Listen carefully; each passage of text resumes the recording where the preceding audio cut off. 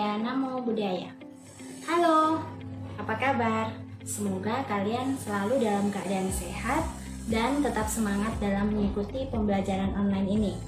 Baik anak-anak, berjumpa lagi dengan saya di pelajaran TIK hari ini. Nah, pada kesempatan hari ini kita akan membahas materi TIK yang baru ya. Kalau pada pertemuan sebelumnya kita sudah mengenal apa itu jaringan komputer dan juga manfaatnya dan juga berbagai jenis jaringan komputer yang ada. Pada kesempatan hari ini kita akan membahas perangkat jaringan komputer. Nah, kalau kamu ingat kembali di pelajaran TIK kelas 7 kemarin 2 tahun yang lalu, kita telah mempelajari 3 komponen sistem komputer, ya kan? Ada hardware, software, dan juga brainware. Nah, di dalam jaringan komputer kita membutuhkan hardware ataupun software tambahan. Ya, artinya untuk membuat komputer kita terhubung ke sebuah jaringan komputer supaya bisa melakukan pertukaran data atau pertukaran informasi, kita harus menggunakan hardware dan software ini. Nah, lalu apa sajakah hardware dan software dalam jaringan komputer? Mari kita bahas. Nah, sebuah jaringan komputer itu dibentuk dengan kombinasi hardware dan software. Yang pertama kita akan membahas tentang hardware atau perangkat keras. Nah, dari definisinya sendiri, kamu sudah tahu ya apa itu hardware. Nah, hardware merupakan perangkat keras yang secara fisik dapat dilihat dan disentuh oleh pengguna komputer. Nah, di sini Ibu akan memberikan 8 contoh hardware jaringan komputer. Yang pertama, kita lihat ada server dan klien. Nah, kita tahu dalam sebuah jaringan kita bisa membuat model jaringan LAN dalam 2 bentuk ya, ada server klien dan juga peer to peer.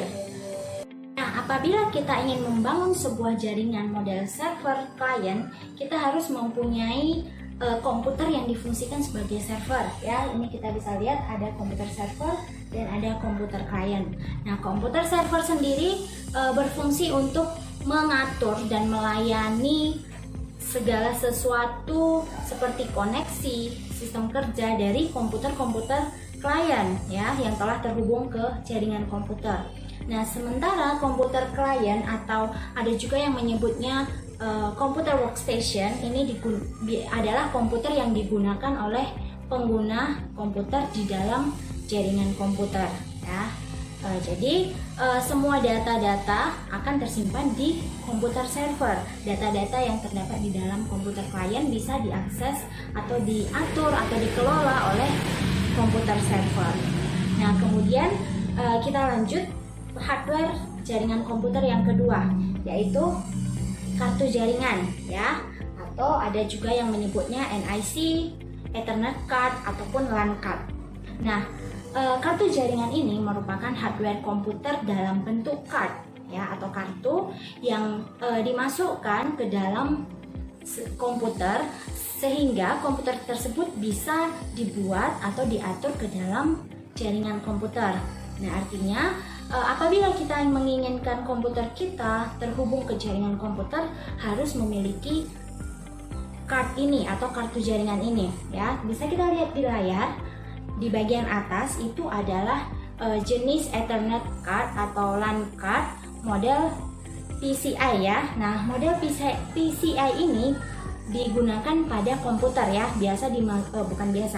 dimasukkan ke dalam CPU ya. Bisa kalian temukan di bagian motherboard nanti. Kalau kalian bongkar CPU komputer kalian pasti menemukan ini jenis Ethernet card PCI. Nah, kemudian kalau di bawahnya itu juga Ethernet card. Nah, namun bentuknya lebih kecil. Nah, Ethernet card yang di bawah itu namanya adalah model PCMCIA. Nah, model PCMCIA ini adalah kartu Ethernet card yang digunakan di dalam laptop ya. Jadi di dalam laptop model kartu jaringannya adalah namanya PCMCIA. Kemudian kalian juga bisa menemukan model kartu jaringan dalam bentuk Ethernet card USB ya. Jadi seperti namanya USB, sistem kerjanya adalah plug and play.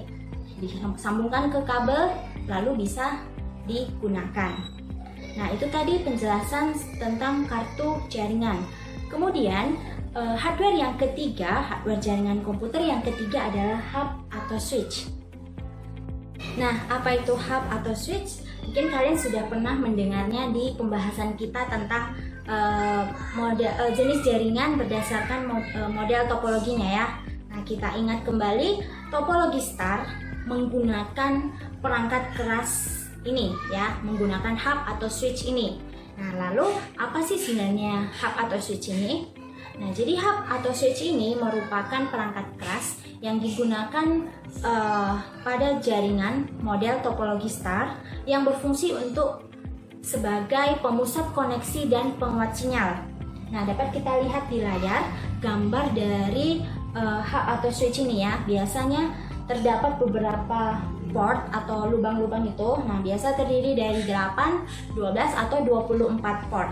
Nah, port ini atau lubang-lubang ini diisi dengan konektor RJ45 ya, yang telah tersambung kabel UTP. Nah, jadi fungsi dari hub atau switch ini sebagai pemusat koneksi. Jadi setiap komputer yang ingin dibuat ke dalam suatu jaringan akan terpasang kabel UTP dan konektor RJ45, kemudian akan disambungkan melalui port yang terdapat di hub atau switch ini.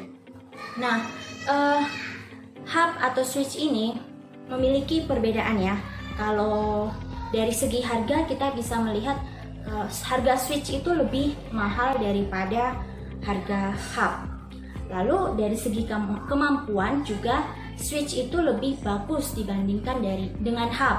Nah, kenapa demikian? Karena yang pertama, hub itu memiliki sistem komunikasi data yang bersifat half duplex. Nah, apa itu half duplex? Half duplex itu adalah sistem komunikasi data dua arah yang dilakukan secara bergantian. Nah, sedangkan kalau yang switch ini sistem komunikasi datanya bersifat full duplex. Nah, full duplex ini adalah sistem komunikasi data yang dapat dilakukan secara bersamaan. Nah, mengerti? Oke, begini. Kalau half duplex itu contohnya seperti walkie-talkie, ya. Itu adalah alat komunikasi yang bisa digunakan jarak jauh. Nah, kalau menggunakan walkie-talkie, yang berbicara itu kan harus gantian ya. Misalnya si A dan si B. Si A dulu ngomong, "Halo B, 1, 2, 3, ganti." Nah, kemudian si B baru bisa menjawab. Tidak bisa secara bersamaan. Nah, itu adalah maksud dari half duplex. Sedangkan kalau full duplex yang terdapat pada switch bisa dilakukan secara bersamaan ya. Contohnya apa? Contohnya seperti telepon ya. Bisa secara bersamaan komunikasi datanya. Nah, kemudian kita lanjut perangkat keras yang keempat, yaitu kabel jaringan. Nah, sebelumnya kita telah membahas sedikit tentang kabel jaringan ini. Kamu masih ingat beberapa contoh kabel jaringan yang ada? Coba. Nah, yang pertama itu ada kabel koaksial. Seperti ini modelnya, gambarnya. Lalu ada kabel twisted pair ya. Twisted pair ini banyak jenisnya. Ada kabel STP, UTP, ada juga FTP. Nah, yang biasa atau yang sering digunakan itu adalah model UTP ya. UTP itu kepanjangannya adalah Unshielded Twisted Pair. Nah, kemudian ada juga kabel jaringan jenis serat optik. Nah, di sini Ibu akan menjelaskan tentang salah satu jenis kabel jaringan aja ya, yaitu kabel UTP. Nah, bisa kita lihat di layar gambar kabel UTP. Nah, mungkin kamu juga pernah melihat atau pernah mengamatinya di dalam lab komputer kita. Nah, jadi kabel UTP ini merupakan kabel berpilin ya, yang terdiri dari 4 pasang. Artinya ada 8 jumlahnya. Nah, ke-8 kabel ini, pilinan kabel ini harus dipasangkan ke konektor RJ45 secara berurut. Ya, mengapa demikian? Karena setiap kabel, setiap warna itu memiliki spesialisasi fungsi yang berbeda-beda, sehingga pemasangannya di RJ45 itu harus benar dan berurut. Lalu apa saja urutan warnanya? Kita lihat ya.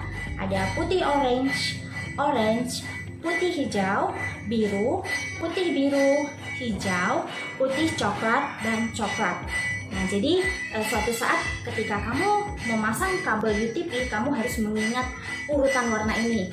Jika salah satu saja urutannya, maka kabel tersebut tidak akan berfungsi. Nah, selanjutnya adalah perangkat keras yang kelima, yaitu repeater. Nah, repeater ini merupakan perangkat keras yang digunakan sebagai penguat sinyal.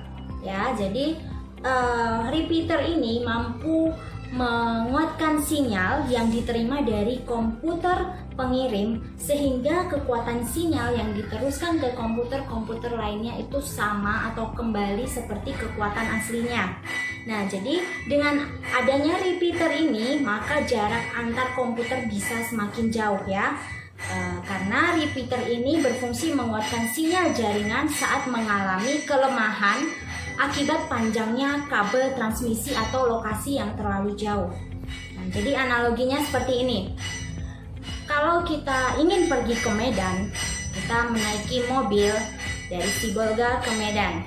Nah, dari Sibolga ke Medan kita udah isi bensin kita full tank. Nah, apakah dengan pengisian bensin full tank tersebut bisa kita sampai ke Medan? Tentu tidak ya.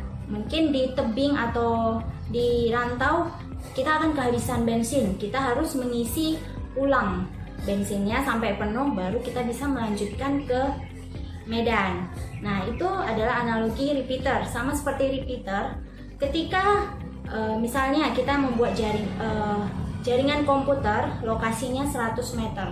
Nah, mungkin pada saat jarak 50 meter kecepatan data itu semakin melemah. Sehingga untuk mengatasi tersebut harus kita sambungkan dengan yang namanya repeater ini. Nah, repeater ini bisa mengembalikan kecepatan ke kecepatan aslinya sebelumnya. Nah, sehingga tidak ada masalah walaupun itu jarak komputernya jauh ataupun kabelnya yang terlalu panjang, itu tidak akan memberikan masalah kepada komputer kita.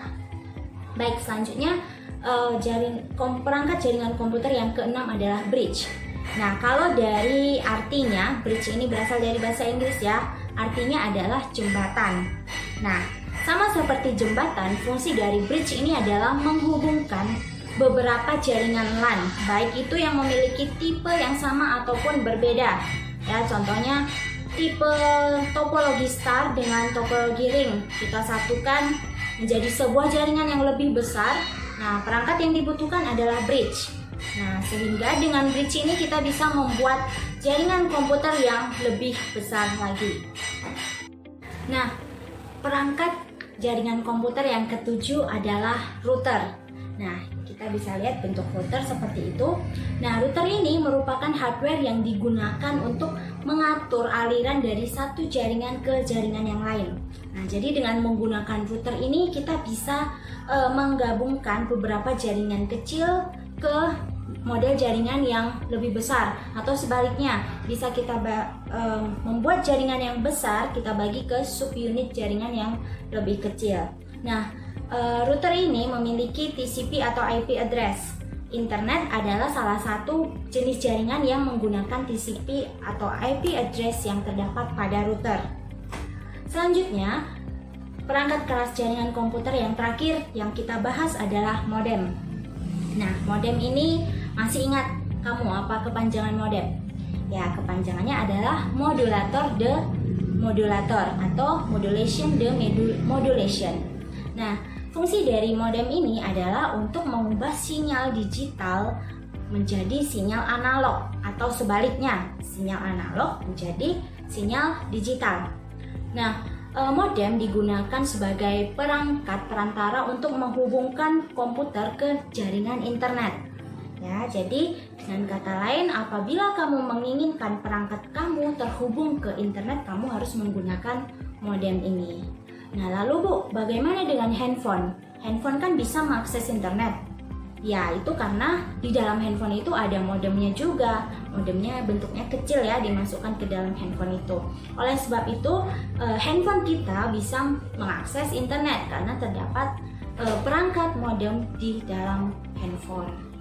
Nah, itu tadi adalah penjelasan Ibu tentang 8 perangkat keras jaringan komputer. Ya, masih banyak lagi perangkat keras jaringan komputer yang ada. Kamu bisa mengeksplornya, kamu bisa browsing untuk mengenal jaringan-jaringan komputer yang lain. Selanjutnya, selain perangkat keras, tentu ada perangkat lunak. Nah, di sini sebuah jaringan komputer itu minimal harus memiliki 3 perangkat lunak, ya, perangkat lunak jaringan komputer. Yang pertama adalah sistem operasinya. Ya, sistem operasi ini sama seperti yang biasa ya, ada Windows, DOS, Linux, Unix, dan lain-lain. Kemudian yang kedua itu adalah software administrasi jaringan komputer yang berfungsi dalam kegiatan pengelolaan dan pemeliharaan sebuah jaringan. Ya, contohnya kalian bisa lihat. Kemudian software yang ketiga itu adalah, ini yang paling penting ya, software keamanan jaringan komputer.